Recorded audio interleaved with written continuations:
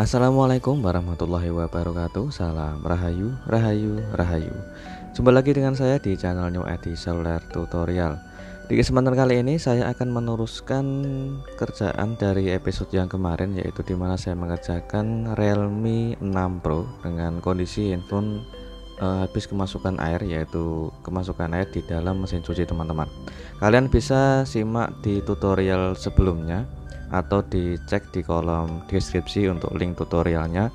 Di kesempatan kali ini saya akan berbagi tutorial, itu bagaimana cara mengganti LCD dengan hasil yang rapi dan maksimal. Dan sedekan ini ada cuplikan dari video dari tutorial yang kemarin, dimana untuk handphone ini setelah saya bongkar itu ada banyak korosi, dan juga setelah saya koreksi ada bagian LCD yang tidak tampil. Jadi keluar gambar kalau kita kasih senter namun LCD-nya gelap ya teman-teman. Oke, di bagian ini ada bagian yaitu pada mesin ada banyak korosi. Jadi kalian bisa simak tutorial perbaikan handphone yang kemasukan air di tutorial sebelumnya, atau dicek di kolom deskripsi untuk di bagian yaitu link tutorialnya. Oke, di bagian ini kita langsung saja untuk membuka yaitu LCD dari framenya. Oke, kita panasi dulu untuk di bagian LCD ke bagian alat separator, dan kita siapkan mika tipis untuk membuka di bagian LCD-nya. Oke, di bagian ini saya membuka di bagian LCD-nya dari frame dengan ekstra hati-hati, yaitu bertujuan untuk menyelamatkan LCD yang kemasukan air atau LCD-nya itu gelap teman-teman. Di bagian ini ada frame yang terdapat banyak korosi, jadi LCD-nya ikut kemasukan air yang lumayan banyak teman-teman. Di bagian ini ada komponen LCD dan juga fleksibel lampu LCD, itu banyak yang korosi. Jadi LCD-nya tampil gambar namun gelap ya teman-teman, tidak keluar lampunya atau lampu padam. Di bagian ini saya bersihkan yaitu komponen LCD beserta fleksibel lampu LCD-nya. Dan untuk tutorial yaitu perbaikan fleksibel atau jalur lampu LCD yang putus, kalian bisa simak di tutorial sebelumnya. Karena di bagian tutorial ini saya hanya fokus untuk mengerjakan yaitu perbaikan LCD atau cara mengganti LCD dengan benar dan hasilnya rapi teman-teman. Di bagian inilah setelah saya kerjakan yaitu di tutorial sebelumnya. Setelah saya kerjakan, LCD-nya sudah tampil dan lampunya sudah menyala. Saya tunggu loadingnya sebentar, itu ada bekas air di bagian dalam LCD. Jadi seperti inilah LCD-nya teman-teman. Banyak air di dalam LCD. Ini rencana saya coba untuk mengganti lapisan LCD-nya agar tidak kotor seperti sisa air di dalam LCD, namun stok LCD bekas untuk Realme 6 Pro sedang kosong, jadi langsung saja kita coba untuk mengganti LCD yang baru.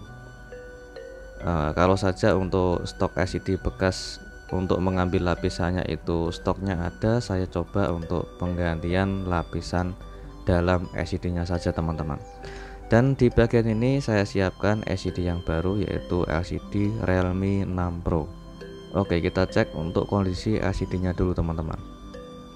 Jadi sebelum kita proses pemasangan LCD ke frame atau proses pengaliman ke frame, alangkah baiknya kita tes dulu untuk mengoreksi di bagian kualitas LCD-nya. Kita coba untuk bandingkan LCD yang sudah saya siapkan ini, LCD yang baru, kita bandingkan dengan LCD yang original dari bawaannya. Oke, coba perhatikan di bagian komponen yang ada di bagian fleksibelnya. Ini terlihat jelas kalau di bagian komponen dan fleksibelnya ini hampir mirip dengan originalnya teman-teman. Besar kemungkinan LCD yang saya gunakan ini adalah kualitas LCD yang ori 99%. Di bagian ini saya membandingkan yaitu di bagian tebal atau lebar dari kaca touchscreen atau di bagian list kaca touchscreen-nya. Ini hampir sama persis, mungkin hampir 100% ya teman-teman.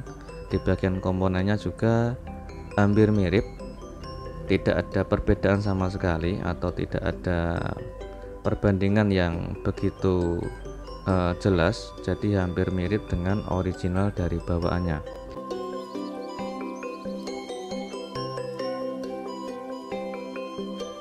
Dan alhamdulillah untuk LCD-nya ini sudah tampil. Kita coba untuk sekalian kita tes di bagian kualitas LCD yang original dan juga kita tes kualitas touchscreen-nya.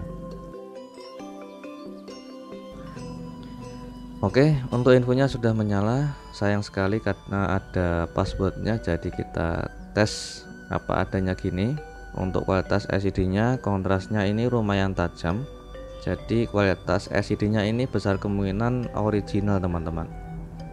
Kita tes untuk kualitas kontras layar LCD atau kontras kecerahan layarnya.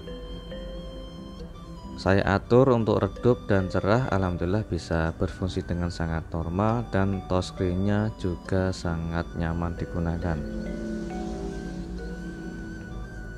Jadi ini kualitas LCD-nya tidak menggunakan seperti kualitas yang bermerek Diamond ataupun merek lainnya ya teman-teman, atau merek Crown, tapi melainkan ini besar kemungkinan LCD-nya menggunakan yang original.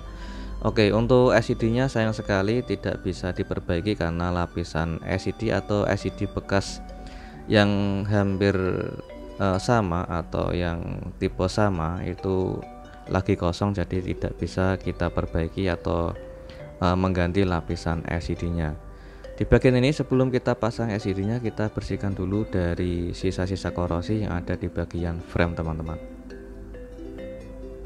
Oke, jadi usahakan untuk di bagian frame itu dibersihkan dulu dari sisa korosi sebelum kita memasang LCD yang baru. Ini adalah LCD yang ori bawaannya, terdapat ada penutup speaker atas, jadi kita harus mengambilnya dulu untuk memindahkan ke bagian frame yang akan kita pasang LCD yang baru. Di bagian ini kita bersihkan dulu dari sisa-sisa kotoran yang terdapat di bagian penutup speaker atasnya dan kita ambil dengan hati-hati. Oke, setelah kita bersihkan dan kita coba untuk pasang ke frame. Kita kasih lem secukupnya saja, nggak usah terlalu banyak, nanti kalau terlalu banyak bisa menutupi di bagian lubang speaker atasnya teman-teman. Oke, kita presisikan dan kita pasang penutup speakernya, dan jangan lupa untuk kita bersihkan dari sisa-sisa lem yang masih menempel di bagian frame. Ini tujuannya agar proses pemasangan LCD nanti bisa terpasang dengan rapat dan presisi. Oke, setelah frame benar-benar bersih, kita siapkan LCD yang baru. Di bagian ini terdapat ada segel, jadi kita bersihkan dulu dari sisa-sisa segel yang masih menempel di bagian LCD yang baru. Di bagian belakang LCD ini ada stiker warna biru, kita lepas, yang tujuannya agar tidak begitu tebal nanti saat kita proses pemasangan LCD ke frame. Dan di bagian ini kita presisikan fleksibel LCD ke bagian belakang LCD-nya, dan kita lepas untuk stiker warna biru.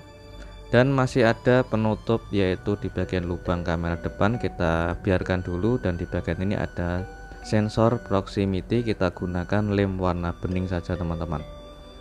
Oke, selanjutnya kita siapkan lem warna hitam. Kita kasih lem ke bagian sekeliling samping kaca touchscreen untuk proses pemasangan LCD ke framenya.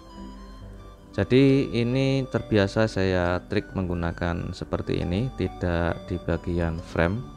Jadi saya gunakan lem ke bagian kaca touchscreen. Selanjutnya kita lepas yaitu plastik pelindung penutup lubang kamera depan, dan di bagian frame usahakan kalau ada kotoran atau sisa lem harus dibersihkan dulu sebelum kita pasang LCD-nya.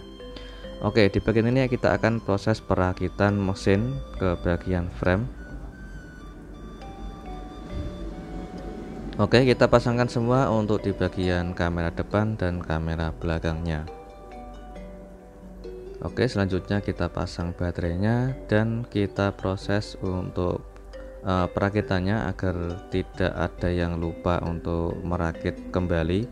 Di bagian ini kita pasang yaitu karet pelindung konektor LCD dan konektor baterai, dan di bagian ini kita pasang kembali yaitu di bagian karet pelindung lubang handsfree dan juga lubang konektor chargernya. Kita pasang kembali yaitu di bagian kabel antena dan buzzer atau speaker bawah.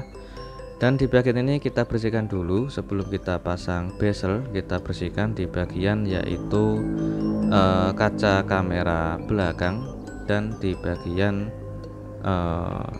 kaca pelindung atau di bagian kaca belakang. Oke, kita nyalakan handphonenya. Ini di bagian saat saya menyalakan menggunakan tombol power itu ternyata handphone tidak mau menyala teman-teman. Ini saya kira itu LCD-nya yang rusak atau ada salah pemasangan atau mungkin mesinnya kembali mati. Jadi saya penasaran, saya tekan-tekan tombol power tidak mau menyala teman-teman. Oke, seperti itulah, tidak ada respon untuk tombol powernya dan kita coba untuk koneksikan menggunakan charger. Alhamdulillah keluar koneksi pengisian baterai teman-teman. Jadi handphone ini ada kendala lain yaitu di bagian tombol power atau on off tidak bisa berfungsi. Jadi saya tekan lama itu tombol power tidak bisa terkoneksi atau tidak bisa menyala sama sekali teman-teman. Namun untuk saya gunakan charger ternyata LCD-nya tampil dan keluar notifikasi pengisian baterainya.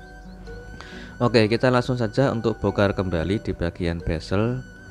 Kita perhatikan di bagian tombol atau bagian fleksibel tombol power on off nya ternyata terdapat korosi dan ternyata jalurnya putus teman-teman.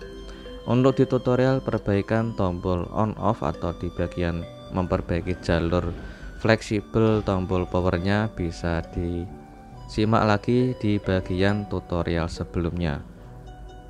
Oke, di bagian ini kita pasang kembali setelah kita perbaiki di bagian fleksibel tombol powernya.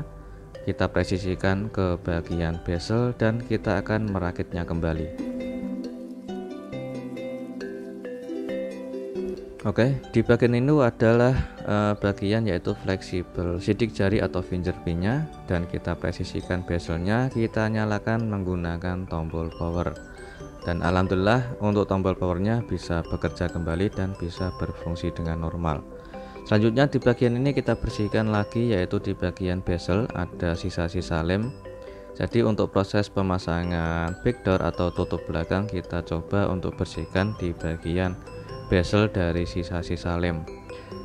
Kita coba untuk pasang yaitu tutup belakang atau di bagian backdoornya menggunakan lem warna hitam. Kita kasih lem secukupnya saja dan kita presisikan backdoornya ke bagian bezel. Oke, setelah kita menunggu lemnya kering, kita coba untuk tes menggunakan kartu SIM card. Karena handphone ini kerusakannya awalnya mati total dan kemasukan air, dan setelah itu kita perbaiki, alhamdulillah sudah menyala. Dan sayang sekali LCD-nya tidak bisa diperbaiki karena stok lapisan LCD-nya saya sedang kosong teman-teman. Jadi langsung saja saya ganti dengan LCD yang baru. Dan ini adalah hasilnya setelah proses tahap demi tahap mulai dari awal pengerjaan sampai selesai. Alhamdulillah terpasang dengan rapi dan sinyalnya keluar 4G. Kita tes untuk di bagian sensor proximity-nya. Alhamdulillah untuk sensor proximity bisa berfungsi dengan normal dan kita tes untuk di bagian kamera belakang dan kamera depan. Oke, ini adalah hasil kamera belakangnya. Kita coba zoom dan alhamdulillah masih bisa berfungsi dengan bersih dan sangat jernih, tidak ada sisa air di dalam kamera ya teman-teman. Jadi alhamdulillah untuk pengerjaannya sudah selesai semua dan semoga tutorial kali ini bermanfaat dan jumpa lagi di tutorial berikutnya. Assalamualaikum warahmatullahi wabarakatuh. Salam Rahayu, Rahayu, Rahayu.